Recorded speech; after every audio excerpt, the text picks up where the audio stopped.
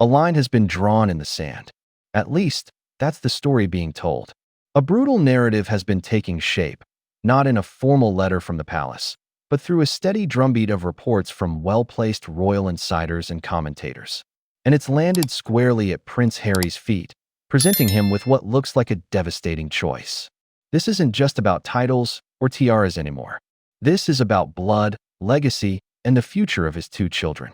He's being pushed to confront the one thing he's tried to avoid, the idea that his life with Meghan Markle in California could come at the ultimate price, the erasure of his children, Prince Archie and Princess Lilibet, from the royal story. The message from the royal watching world is clear, the choice seems brutal, and the future of a whole generation of the Windsor dynasty hangs in the balance. For months, a story has been building, not in public proclamations, but in the carefully chosen words of those who follow the establishment.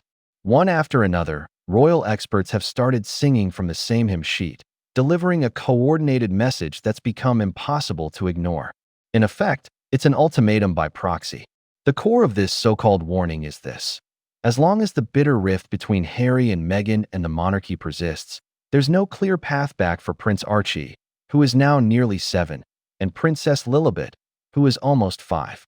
According to these sources, the children will have no place in the streamlined monarchy of tomorrow while their parents remain at odds with King Charles and the Prince and Princess of Wales.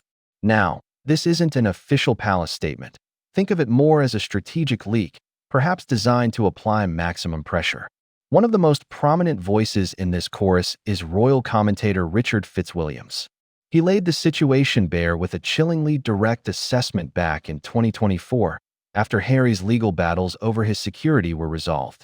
Harry will undoubtedly be back in the UK now he has got his security sorted, Fitzwilliams stated, which paves the way for Meghan coming over, but she is hugely unpopular, so it is difficult to see how Archie and Lilibet would fit into the family in the future. Notice the brutal calculation there. Harry's return is seen as a given, but Meghan's presence is framed as the main roadblock. Her deep unpopularity in Britain is presented not just as a PR problem, but as a potential barrier to her children's integration into the family. This sentiment is echoed by Robert Jobson, a best-selling royal author with solid sources. He points to the kids' sheltered life in Montecito, California, as a fundamental complication. These are children who have grown up in California, largely shielded from royal life as we understand it, Jobson explains. He questions whether the children would even want a role, but more pointedly, asks whether the palace would welcome it. His conclusion is pretty grim. Reconciliation appears remote while the rift remains so deep. This warning taps into the very architecture of the modern monarchy. King Charles' vision of a streamlined institution has been his goal for decades. In this leaner version of the royal family, there's simply no room for part-time royals, and commentators argue, certainly no room for the children of a couple seen as actively undermining the institution. The narrative being sent to Harry is that his children are on the outside looking in, and the door might be closing for good. So how do we get to this point? This tension didn't just appear out of thin air. It's the culmination of years of a slow-motion car crash that began long before the couple stepped back as senior working royals in 2020. The fractures were blown wide open by the Bombshell Oprah Winfrey interview, the tell-all Netflix series, and of course, Prince Harry's deeply personal and scathing memoir, Spare. Each event drove the wedge deeper. The most heartbreaking collateral damage in all of this appears to be the relationship, or lack thereof, between the Sussex children and their royal relatives. Prince Archie and Princess Lilibet are, by most accounts, strangers to their own cousins. Royal author Phil Dampier has described the situation as so sad, pointing out that Prince George, Princess Charlotte, and Prince Louis have instead reportedly forged close bonds with Zara and Mike Tyndall's children, who have, in a way, stepped into that family dynamic. Dampier wonders if, in the years to come, Archie and Lilibet will start asking their parents why they are estranged from the royal family. This all raises a crucial question. Was Meghan truly blindsided by the pressures of royal life? Critics have gleefully resurfaced a clip from Harry and Meghan's engagement interview in November 2017, where a seemingly prophetic Harry admits, "I tried to warn you as much as possible." However, the full context of that quote is key. Harry went on to explain that despite his warnings about the intense media scrutiny, we were totally unprepared for what happened after. It was a confession that both of them were overwhelmed by the sheer ferocity of the tabloid machine. Meghan's defenders argue just that. Her life as an actress on Suits gave her a taste of celebrity, but it was a different universe from the relentless, all-consuming nature of the British royal press. She's maintained she lived a relatively quiet life before Harry. A friend even noted that while she knew there would be attention, no one can really grasp what that looks like until you live through it. But for those who believe Meghan orchestrated her exit from the start, Harry's 2017 words are held up as the smoking gun, proof that it was all foretold. At the heart of the royal schism is what many insiders call the Meghan factor. While Harry is often seen as the wayward son, it's Meghan who is consistently framed as the catalyst who lured their prince away. This narrative is powerfully reinforced by her staggering unpopularity in the UK. While polls fluctuate, YouGov surveys in recent years have consistently shown her favorability rating to be incredibly low, with some polls showing as few as 1 in 5 Britons holding a positive view of her. This public perception has been fueled by a steady stream of damning accounts from royal authors, especially the famously anti-Sussex biographer, Tom Bower. In his 2023 book, Betrayal, Bower, while these are contested, tabloid-ready anecdotes, they speak to a wider belief in some royal circles that Meghan never intended to fit in. Bower even claims Queen Elizabeth II personally instructed that Meghan receive training for her role, but that the Duchess ignored all advice, allegedly believing she should be treated as God. This perception of Meghan as a disruptive force is compounded by the couple's activities in California. Their ventures, from the now-finished Spotify deal to their ongoing Netflix projects and Meghan's new lifestyle brand, American Riviera Orchard, are often viewed by critics not as genuine attempts at financial independence, but as efforts to build a rival, commercialized royal court. This all feeds into the central fear within the monarchy, that the Sussex brand can only thrive by damaging the Windsor one.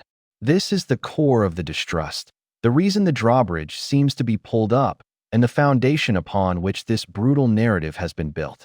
And so, Prince Harry finds himself at what looks like an impossible crossroads. The narrative being pushed by royal commentators leaves him with two starkly different paths forward. What will he do? First, there's the path of reconciliation. This is what the monarchy, and likely a part of Harry himself, desires. But what would it actually take? It would almost certainly require a complete capitulation. It would mean Harry returning to the UK, perhaps for extended periods, to mend bonds with his father and brother. But the biggest concession would probably have to come from Meghan. She would likely need to agree to a much smaller public profile, stepping back from the quasi-royal persona she's built in America. Could she accept a future where she is sidelined, all for the sake of her children's uncertain place within an institution she has criticized? The alternative is the path of defiance. Harry could choose to stand by his wife, reject the pressure, and continue forging their own life in California. This would be a final severing of the threads connecting his family to the monarchy. In this scenario, Archie and Lilibet would grow up as wealthy American children, with a prince and princess title that becomes little more than a historical footnote. Royalty, in name only, cut off from their heritage. This is the devastating nature of the perceived choice. It pits Harry's loyalty to his wife against the legacy of his children. Is King Charles the architect of this pressure campaign? Commentators speculate that the king, conscious of his legacy, is urging Harry to take control and bring his family back into the fold. And what about the children themselves? At nearly 7 and 5, Archie and Lilibet are starting to understand their world. Soon, they'll have questions. Why don't they see their grandfather, the king? Why are their cousins, the future king and his siblings, people they only see in pictures? Author Phil Dampier's warning hangs heavy. Will they one day resent the choices their parents made for them? This is the true weight of the situation. Another royal author, Tom Bower, has even stoked fears that a future King William could one day move to strip Archie and Lilibet of their titles altogether. While other experts like Richard Fitzwilliams believe such a move would cause public outrage, The very suggestion highlights how precarious their position is. Harry's decision isn't just about today. It's about protecting his children from a future of potential regret and royal repudiation. So, that's the landscape, and the stakes couldn't be higher. What do you think Prince Harry should do? Is this pressure from the royal watching world a necessary move to protect the monarchy, or a cruel tactic that puts two innocent children in the crossfire? Should Harry choose reconciliation, even if it means Meghan takes a back seat, or should he stand defiant? Drop your thoughts down in the comments below. I want to know what you think about this unprecedented royal crisis. And if you appreciate this kind of deep dive, make sure you hit that like button and subscribe to the channel. A line has been drawn. Prince Harry stands at a precipice, staring down a choice with no easy answer. On one side is his duty to his wife and the life of freedom they've built together. On the other is the weight of 1,000 years of history, the institution he was born to serve, and the royal heritage of his own children. The choice he makes will not only define his own future, but will send ripples through the House of Windsor for generations to come.